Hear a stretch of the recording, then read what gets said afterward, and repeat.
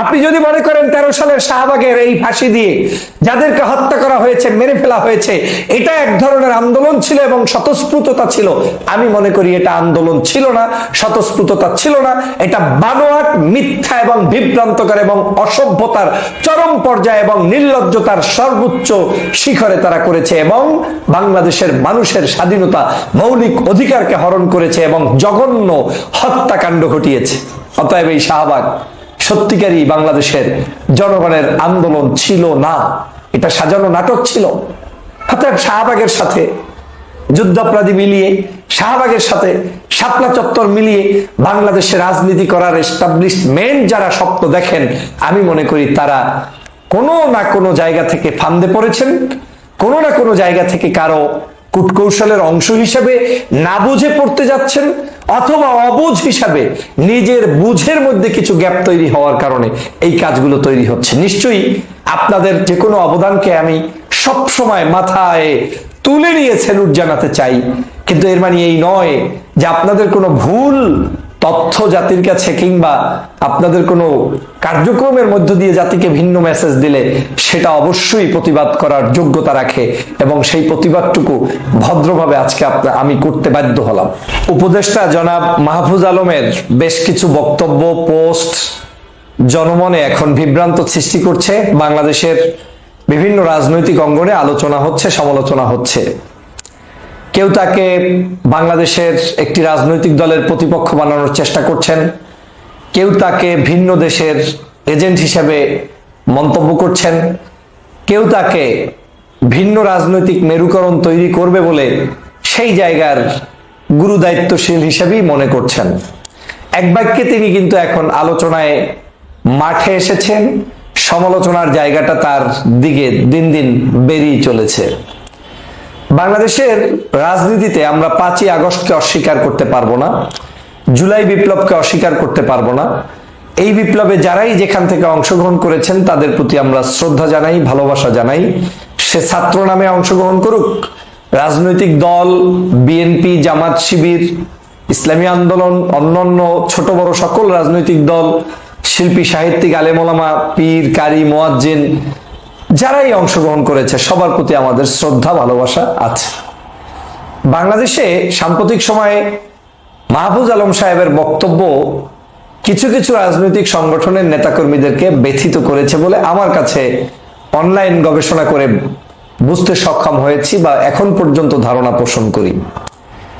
তিনি ব্যক্তি জীবনে তার জায়গা থেকে তিনি বিভিন্ন মন্তব্য করতেই পারেন, কিন্তু মাহফুজ আলম সাহেবকে এ বিষয়টি মাথায় রাখতে হবে যে বাংলাদেশে আপনি স্বাধীন মত প্রকাশ করতে গিয়ে এই মতটাকে কোনো অবস্থাতেই যাতে আওয়ামী লীগের কোনো স্টাইলে মতামতের প্রকাশ ভঙ্গিটা না আসে। আওয়ামী লীগ এই বাংলাদেশে গত প্রায় 16 বছর পর্যন্ত যাদেরকে জুলুম করেছে, অত্যাচার করেছে, নির্যাতন করেছে এবং মিথ্যা নাটক সাজিয়েছে, সবচেয়ে বড় কথা হচ্ছে মিথ্যার সাথে তো সত্যের কোনো সংমিশ্রণ হতে পারে না। আপনি যদি আমাকে বলেন যে আমি একজন অপরাধী, আমি খারাপ মানুষ, আমি যুদ্ধ অপরাধী, আমি খারাপ করেছি, আর এই শব্দের সাথে যদি আমার সাথে কোনো সম্পৃক্ততা না থাকে, তাহলে আপনি আমাকে জুলুম করলেন। মাওলানা দেলোয়ার হোসেন সাইদি সাহেবের ক্ষেত্রে প্রমাণ করা হয়েছে, বিভিন্ন জায়গায় নথিতে উপস্থাপন করার চেষ্টা করা হয়েছে, উনি যুদ্ধকালীন প্রায় 2.5 লক্ষ মা বোনকে ধর্ষণ করার মতো কার্যক্রম উনি করেছেন। আচ্ছা, এই কাজটি যদি সত্য হয় তাহলে আপনাকে আমি প্রশ্ন তুলতে চাই, একজন সুস্থ মস্তিষ্কের মানুষ বিবাহ করার থেকে শুরু করে মৃত্যুর আগ পর্যন্ত বৈধ সঙ্গম করবে, একজন না 4 জন স্ত্রীর সাথে করবে, তাতে 2.5 লক্ষ বার তিনি এই বৈধভাবে তার সাথে বসবাস করার একটি যে বিশেষ পদ্ধতি সেটা অবলম্বন করতে পারবেন কিনা? তাহলে সেখান থেকেই তো মনে হয় যে গাঁজাখুরি কি লেভেলের রিপোর্ট তৈরি করে আজকে এদেরকে বিতর্কিত করা হয়েছে। আমরা এই জুলাই বিপ্লব যারা অংশগ্রহণ করেছি, আমরা এই বিপ্লবের যারাই সম্মুখ যুদ্ধে ছিলাম, আমরা যোদ্ধা, এই বিপ্লবের সময় কিছু মানুষ কিন্তু চুপচাপ ছিল, অবজার্ভ করেছে, তারাও কিন্তু বাংলাদেশের নাগরিক। আমরা কিন্তু তাদেরকে বাংলাদেশ থেকে ফিরিয়ে দেইনি, তাড়িয়ে দেইনি। এমনকি যুদ্ধের সময় যারা মনে প্রাণে আমাদের এই যুদ্ধের বিরোধিতা করেছে তথা শেখ হাসিনার পক্ষে অবস্থান নিয়েছে, শেখ হাসিনাকে রাষ্ট্র ক্ষমতায় রাখতে চেয়েছে, ইভেন ফেসবুকে বিবৃতিও দিয়েছে, কিন্তু লোকটা কোনো খুন করে নাই, কাউকে মারে নাই এখন পর্যন্ত এই সরকার আমার জানা মতে, তাদেরকে তো গ্রেপ্তার করার প্রশ্নই আসে না, বরং তারা আমাদের চাইতে আরামে আয়েসে বাংলাদেশে বসবাস করছে। এর অর্থই হচ্ছে তিনি বিরোধী থাকা সত্ত্বেও তাকে আমরা মেনে নিচ্ছি, এজন্য তিনি বাংলাদেশের নাগরিক। কিন্তু এমনও আছে যারা মূলত অপরাধ করেছে, যারা খুন করেছে, তাদেরকে পর্যন্ত কিন্তু আমরা গ্রেপ্তার করে বিচারের কাঠগড়ায় আনতে পারিনি, যদিও আমরা আনতে চাই। আমি কি বুঝাতে চাচ্ছি আপনাকে বুঝতে হবে। সেম কাজটি মুক্তিযুদ্ধ সংগঠিত হওয়ার সময় হয়েছে। বাংলাদেশের বৃহত্তর অনেক রাজনৈতিক দল, আলেম ওলামা, পীর মাশায়েখ, ইসলামিক মানুষরা কেউ চুপ করে বসেছিল, কেউ এই স্বাধীনতার বিরোধিতা মৌখিকভাবে করেছে। তাদের থিম ছিল যে আমরা এটা যদি বিভাজন হয়ে যায় দেশটা ভেঙে যাবে এবং ভারতের একটি করদ রাজ্যে রূপান্তরিত হওয়ার সম্ভাবনা আছে, ধারণা পোষণ করে তিনি সেটা করেছেন। কিন্তু তিনি কোনো অপরাধের সাথে সম্পৃক্ত হননি। এখন যদি অপরাধের সাথে সম্পৃক্ত না হয়ে থাকেন, তাহলে তো তিনি যুদ্ধ অপরাধী নয়, তিনি তো মানবতা বিরোধী অপরাধী নয়। তাহলে তাকে কেন ফাঁসি দেওয়া হয়েছে? জুলাই বিপ্লবের এই 5 তারিখের পরে বাংলাদেশের প্রত্যেকটি নাগরিককে প্রথম বক্তব্য যেটা দেওয়া উচিত ছিল জাতির কাছে, শেখ হাসিনার আমলে সংগঠিত হওয়া প্রত্যেকটি এই যে বিচার কার্যক্রম করে মিথ্যাচার করা হয়েছে তার জবাব সবার আগে দেয়া। এবং আপনারা একটু যদি খেয়াল করে দেখেন, আমার এই উদাহরণ থেকে যদি সেই সময় আপনার যুদ্ধাপরাধী না করে থেকে তাদেরকে যুদ্ধাপরাধী সাজিয়ে বিচার করা হয়ে থাকে, তাহলে ওই মানুষগুলোর উপরে যে মানবতা বিবর্জিত কাজ করা হয়েছে, বাংলাদেশের প্রথম ট্রাইব্যুনাল হওয়া উচিত ছিল এই মানবতা বিবর্জিত কর্মকাণ্ড যারা করেছে তাদের বিচার কার্যক্রম সম্পাদন করার জন্য। পারেন নাই। এটা হচ্ছে মানবতা বিরোধী অপরাধ। যে কে একজন ব্যক্তি যুদ্ধাপরাধী না, তাকে যুদ্ধাপরাধী করে তারপরে তাকে সাজিয়ে আপনি ফাঁসিও দিয়ে দিলেন, এটা মানবতা বিরোধী অপরাধ। মানবতা বিরোধী অপরাধ শাপলা চত্বরে মানুষদেরকে মেরে ফেললেন, এটা মানবতা বিরোধী অপরাধ। মানবতা বিরোধী অপরাধ শেখ হাসিনার নির্দেশে 24-এর গণঅভ্যুত্থানে যে মানুষগুলোকে মারা হয়েছে, এটা মানবতা বিরোধী অপরাধ। এখন আর ওই জামাত ইসলামকে নিয়ে, শিবিরকে নিয়ে, অন্য কোনো রাজনৈতিক দলের নেতাকর্মীদেরকে নিয়ে ট্যাগ লাগিয়ে এই সময় এরা এই বিরোধিতা ছিল, সেই বিরোধিতা ছিল, এগুলো দিয়ে হালে পানি পাওয়ার কোনো রাস্তা নেই। আমার আজকের এই বক্তব্যের মূল প্রতিপাদ্য জায়গাটাই হচ্ছে, বক্তব্য আপনাদের যাই আসুক, জনগণের কাছে ক্লিয়ার করতে হবে আপনি কোনটাকে মানেন, কোনটা আপনার ফাউন্ডেশন। আপনি যদি মনে করেন 13 সালের শাহবাগের এই ফাঁসি দিয়ে যাদেরকে হত্যা করা হয়েছে, মেরে ফেলা হয়েছে, এটা এক ধরনের আন্দোলন ছিল এবং স্বতঃস্ফূর্ততা ছিল, আমি মনে করি এটা আন্দোলন ছিল না, স্বতঃস্ফূর্ততা ছিল না, এটা বানোয়াট, মিথ্যা এবং বিভ্রান্তকর এবং অসভ্যতার চরম পর্যায়ে এবং নির্লজ্জতার সর্বোচ্চ শিখরে তারা করেছে এবং বাংলাদেশের মানুষের স্বাধীনতা, মৌলিক অধিকারকে হরণ করেছে এবং জঘন্য হত্যাকাণ্ড ঘটিয়েছে। অতএব এই শাহবাগ সত্যিকারই বাংলাদেশের জনগণের আন্দোলন ছিল না, এটা সাজানো নাটক ছিল।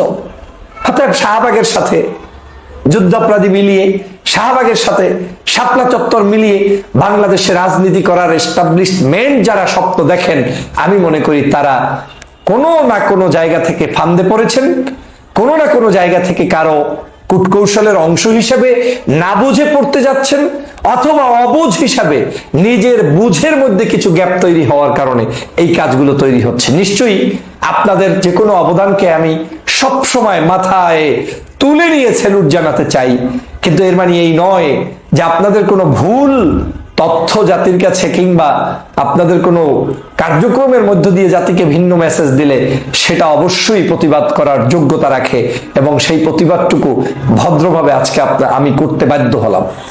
আমি চাই মাহবুব সাহেব সহ যারা এই নতুন দল সংগঠিত করবেন কিংবা সরকারে আছেন, দলের ভিতরে আছেন, যারাই আছেন, বাংলাদেশের মানুষের মোটিভ বোঝার চেষ্টা করুন, বাংলাদেশের মানুষের চিন্তা বোঝার চেষ্টা করুন।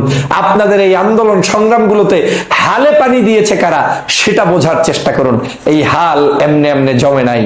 এই আন্দোলনগুলো, সংগ্রামগুলো একজন ব্যক্তি বিশেষের কারণে জমে নাই, এটা জমেছে সমগ্র বাংলাদেশের মানুষের ঐকান্তিক প্রচেষ্টার মাধ্যমে এবং জমেছে গত 16 বছরে অন্যায়ভাবে যাদেরকে ফাঁসি দেওয়া হয়েছে, জেলে নেওয়া হয়েছে, নির্যাতন করা হয়েছে, এর সবকিছুর বহিঃপ্রকাশ ঘটেছে কিন্তু এই আন্দোলনের মাধ্যমে। এবং আপনারা যদি হিসাব করেন, জামাতের নেতারা সেখানে নির্যাতিত হয়েছে, সে কারণে তারা আজকের বাংলাদেশের মানুষ ফুঁসে উঠেছে। খালেদা জিয়াকে নির্যাতিত করা হয়েছে, ফুঁসে উঠেছে। এভাবে করে বিএনপি জামাত সহ বিভিন্ন নেতাকর্মীদেরকে জেলে নেওয়া হয়েছে, ফুঁসে উঠেছে। এবং সাইদি সাহেব সহ আলেমদেরকে হত্যা করা হয়েছে, জেলে নেওয়া হয়েছে, ফুঁসে উঠেছে। এটা একক কোনো বিষয় নয়। এবং এই ফুঁসে ওঠার কারণে রোকেয়া হল থেকে পর্যন্ত রাজাকারের সেই স্লোগানের কারণে তারা কিন্তু তুমি কে আমি কে রাজাকার রাজাকার বলতে বাধ্য হয়েছে। অথচ এটা কিন্তু এক ধরনের বাংলাদেশের ঘৃণিত শব্দচয়নের মতো। শেখ হাসিনা গত 16 বছরে ক্যাম্পেইন করেছে, কিন্তু সেই শব্দটাকেই কিন্তু ছাত্র ছাত্রীরা গ্রহণ করে নিয়ে তারপরে আজকের এই বাংলাদেশে এভাবে করে নতুন ভাবে তারা সেই মিছিল করেছে রোকেয়া হল থেকে। অতএব আমি মনে করি বাংলাদেশের প্রত্যেকটি জায়গায় আজকের এই মুহূর্তের ছাত্র জনতা এবং দেশবাসীর দাবি হচ্ছে বিকৃত ইতিহাসের পক্ষে কোনো স্টেটমেন্ট কেউ ভুলেও না দেন। এবং সেই শাহবাগী যে কর্মকাণ্ডটি সম্পাদিত করেছে 13 সালে, ওটাকে আপনারা কোনো অবস্থাতেই ওটাকে নৈতিক কোনো আন্দোলনের দাবি বলা থেকে আপনাকে বিরত তো দূরে থাকতেই হবে, পাশাপাশি আপনাকে ইতিহাস রচনা করে জাতির কাছে সঠিক তথ্য উপস্থাপন করতে হবে। আপনি এখন তথ্য মন্ত্রণালয়ের দায়িত্বে আছেন, পারলে এই তথ্যগুলো জাতির কাছে দিন, ভালোবাসা অর্জন করুন। না হয় পরীক্ষিত রাজনৈতিক দলগুলোকে বিতর্কিত করে জাতির কাছে নতুন কোন স্বপ্ন বাস্তবায়নের সুযোগ এদেশের জনগণ দিবে না। রাজনীতিতে লম্বা সময় লাগবে, আস্থা অর্জন করতে হবে। ব্যাকগ্রাউন্ড আপনাদের সামনা পিছা হৃদয় বাহির উপর নিচ সব দেখেই জনগণ সিদ্ধান্ত নেবে আপনার সাথে কতটুকু থাকবে কি থাকবে না। আমি ভালো করেই বুঝি কিছু একটা পরিকল্পনা নিয়ে কেউ না কেউ হয়তো আগাচ্ছে, কোনো সন্দেহ নাই, হতেই পারে, প্রত্যেকের ফ্রিডম আছে। কিন্তু মনে রাখবেন, চেতনা আমাদের ভুলে গেলে চলবে না। সঠিক সচেতনায় থেকে ভিন্ন দল করলেও জনগণ অ্যাকসেপ্ট করবে। আমি একটি দলের সদস্য হতেই পারি, কিন্তু আমাকে সৎ চিন্তার কথা বলতেই হবে, না বললে নাই, জনগণ এটাকে অ্যাকসেপ্ট করবে না। তো সহজ জায়গা থেকে আমাদেরকে রাজনীতিতে আরো বেশি করে সক্রিয় হওয়া উচিত এবং সৎ চিন্তার আলোকে কথা বলা উচিত।